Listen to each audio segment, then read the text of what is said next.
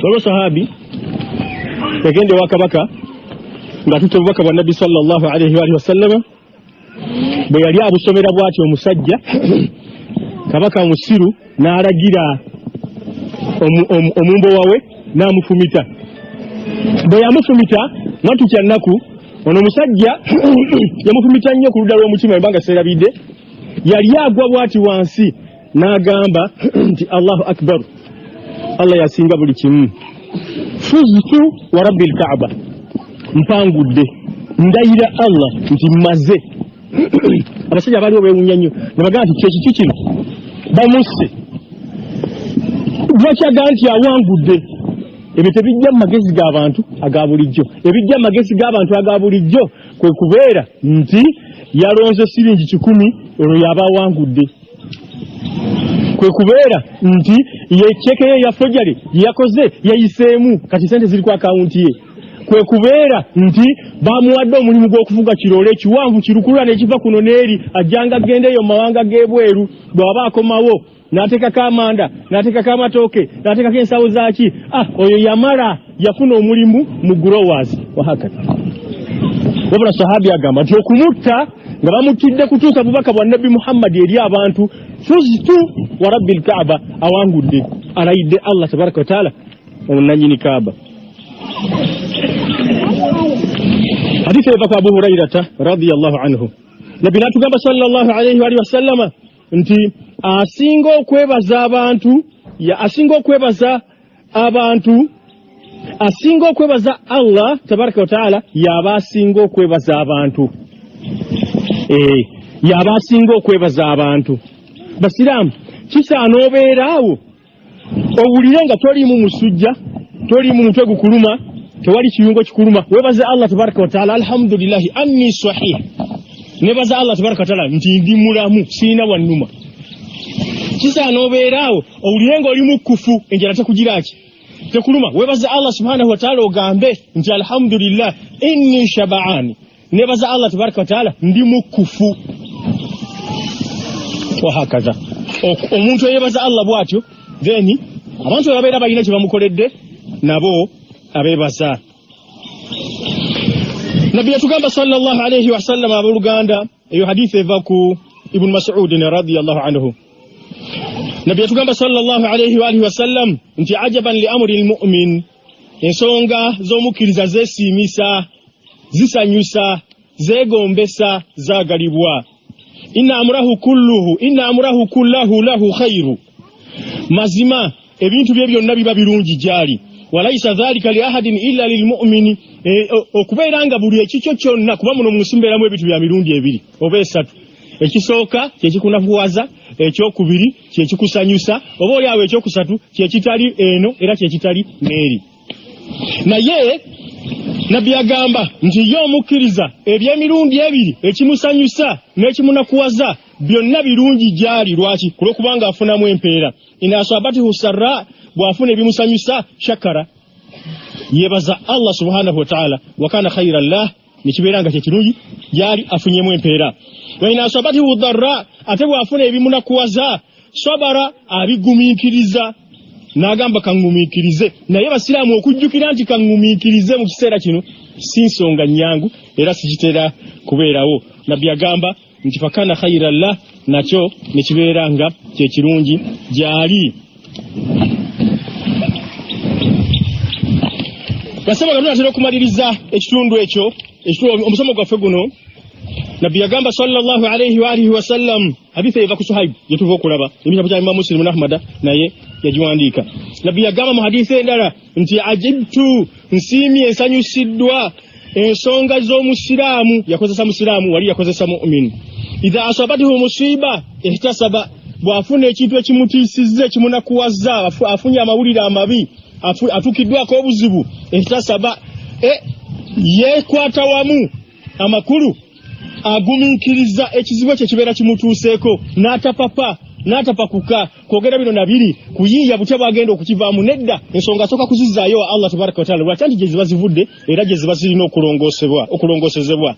Wasabara n'agumiikiriza wa idha asabahu khairun hamida Allah ate wabanga afunye bulungi yatendereza Allah tabaraka wa taala wa shakara namwebaza innal muslima masimadalo muslimu yujaru fi kulli shay asasulwa empeera mu buli kimu kyonna hatta luquma n'okutuusiza ddala ku kitole ky'emmere yarfa'uha ila fihi kyaba atwala mu kamwake Allah azza wa jalla muwandikira muki empeera.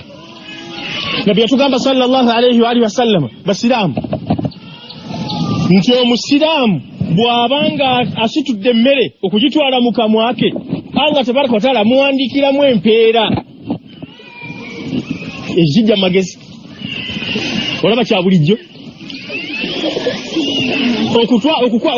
okukoza emmere ogitwala mu kamwa nga bawandiika ekyo oyinza kukigeraageranya ku kimusiramu ye yalowooza oyinza kukigeraageranya kuki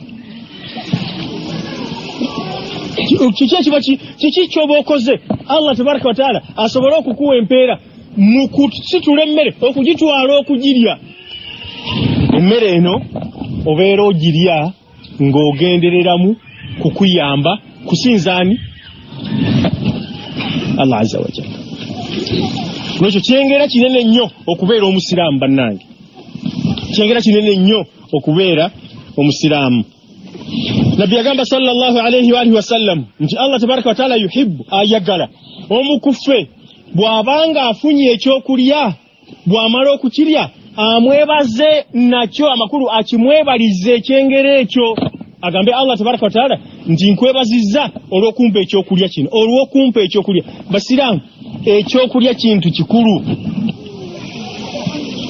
Allah tabaraka wa taala atutondera ebintu ebyo naye ekyokulya basiraamu kintu kikulu okubeera n'ekyokulya. Ensi omwanadamu kwayimiridde era yensi ekyokulya yensi. Lwaki Nabbi yagamba sallallahu alayhi wa alihi wasallam nti omuntu abanga akeesezza mu mmwe ng'alinawo ekyokulya nga tali ku wanted eduniya aba agimaze. Hadithi bwe twegamba eduniya aba agimaze. Amakulu ekyokulya n'obutabeera na kutya mu kifuba kyo ye duniya. Kale soka tutunulire ku bibiri: obutabeera na kutya, obutabeera ku wanted, obutabeera na kutya ne obutabeera na kyakulya. Amini n'okubeera n'ekyokulya bibengere bibiri Nabbi yagambye ebikola eduniya. Ne tusoka twebuuze ku bibiri kuliko ekifuga kinnaakyo. Okutya bwe kubeerawo, okutya bwe kubeerawo emmere efuuka etali ya mugaso, tefuuka etali ya mugaso naye efuuka etawooma. Mukitegedde bulungi? Ekyo kimu. Ekyokubiri, emmere bw'ebeerawo, emmere bw'ebeerawo naye okutya bwe kubeerawo nga n'emmere teriiwo, okutya mulowooza kweyongeramu oba kusigala nga bwe kwandibadde? Kweyongeramu. Abaffe olw'okuba okutya weekuli ebyasi bibwatuka, olw'okuba okutya weekuli ebyasi bibwatuka, olunaku lugenda nga tolidde. Ekyo kituufu? Olunaku lugenda nga togize eki? Ekiro ne kiyitawo nga tolidde, wasiwasi nga mungi, olowooza n'enkeera wala olunaasiba nga tolidde? Ekisoboka? Kiba kitegeeza ki? Bannange ekyokulya kiki? Kintu kikulu nnyo nnyo nnyo. Ate si kuffe ffe banadamu wabula ku buli kitonde kumpi ekirimu omwoyo. Oba oliawo n'ebitonde ebitaliimu mwoyo. Osanga omuti nga gulina omutunsi wansi eyo mulandira nga gwagenda mita nga 10 nga gunoonya kyakulya, gunoonya tuzzi gubeere nga gutunuuna, gubeere nga gututwala. Basebo hadithi oba oliawo eddirira esembayo Nabbi sallallahu alaihi wasallam yatugamba nti kunu waraa oba waria beera omuntu atya Allah subhanahu wa ta'ala takun a'bada an-nas, olyoko wandikibwe mbantu abasingi olyoko wandikibwe nti gwe muntu asingira ddala okusinza Allah tabaraka wa ta'ala. Lwaki? Lwa kumutya. N'agamba nti wakun kani'a, beera eyekusa n'ekyo ky'oba ofunye, kyonna ky'oba ofunye Allah tabaraka wa ta'ala kyaba akuwadde. Takun ashkara an-nas, bw'onoobeera nga wekusa ku ekyo ky'oba ofunye ojja kubeera eyeebaza asinga abantu bonna okwebaza. Amakulu kyonna ky'oba ofunye kakasanga nti okyebaza.